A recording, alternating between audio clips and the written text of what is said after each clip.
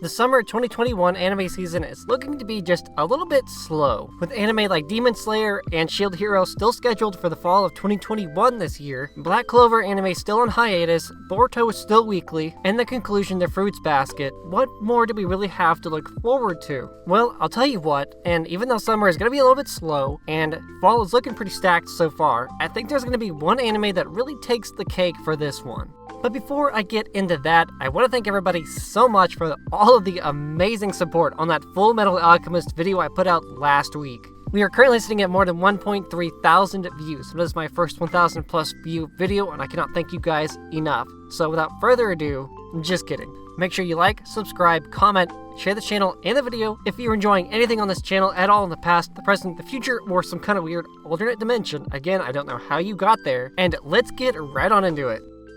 The anime I'm going to be talking about today is Takt of Destiny.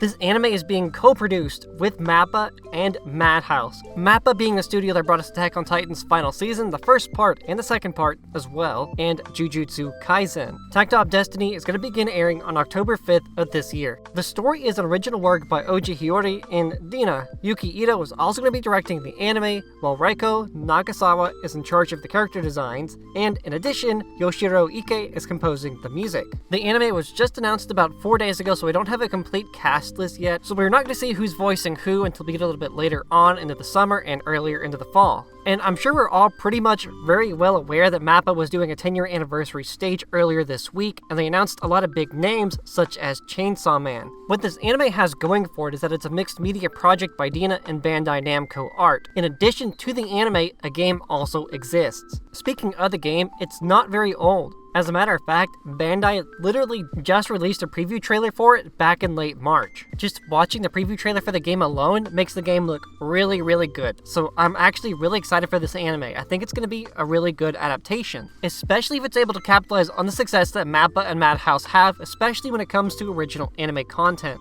As of time of recording, the preview trailer for the game literally only has about 39,009 views. It's not incredibly popular and really well known yet. That's why I think having an anime adaptation of this game is going to be a really successful thing and a great idea. Not to mention the fact that the game literally just had a preview trailer back in late March, and it's already being announced that it's getting an anime. This anime is going to be filled with classical music and a lot of great fights, especially if MAPPA and Madhouse can animate these fights really, really well. While classical music and fighting anime girls are not necessarily the biggest tropes or the most popular thing ever in the anime world or the anime community, I think this could be a good change of pace. This will be a story of a boy and a girl whose destiny is already sealed. I like the fact that their destiny is already static and it's not dynamic, it's not changing, and it's not malleable or fluid. I think that this very simple sentence here at the very beginning of the anime preview trailer just means that the main characters are going to be working harder to achieve their main goal at the end.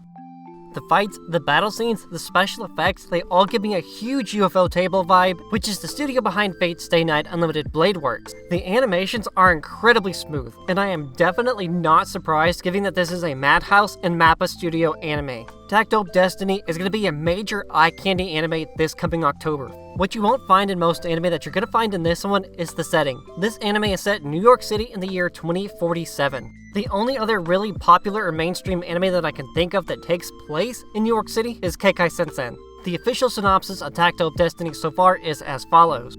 One day, a black meteorite fell on the world, and the world completely changed. The meteorite produced grotesque monsters called D2, which started running rampant. D2 very quickly banned all music, which was the one thing able to overcome them, but there were some people who resisted the D2. They are young women who hold the power of music, the music cart. These young women hold scores that are able to defeat the monsters. And there are also people who lead these women, the conductor. The anime takes place in America in the year 2047, which has fallen to ruin thanks to the D2. Takt, a conductor, is partnered with a music cart named Unmei. Takt yearns for music to be returned to the world, and Unmei wishes to destroy the D2. Their aim is to travel to New York where the anime will take place. I don't know about you guys, but the premise of defeating monsters via song is pretty damn cool. That and the fact that the anime is going to take place in America, which is definitely a much different place than Japan. It gives me kind of a unique vibe, something cool, something different, something that we're not really used to. If you combine that and the fact that there is a game for this anime as well, and the game itself hasn't even been out that long, you just know that MAPPA and Madhouse have some pretty big plans for this one. Fighting monsters with music to try and restore an apocalyptic world? I mean, it really doesn't get any more unique than that.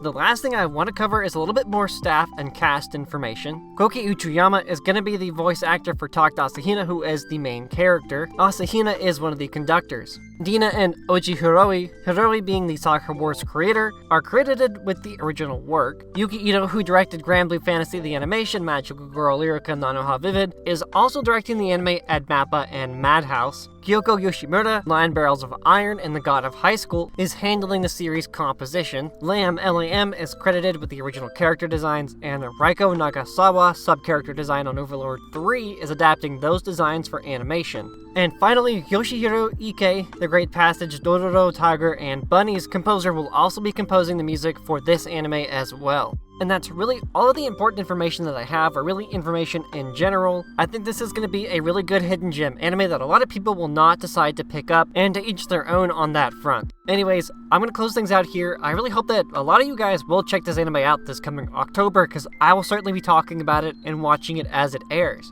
So, as always, make sure you like, comment, subscribe, share the channel, share the video, and I will catch you guys in the next one. Thanks for watching, and peace out.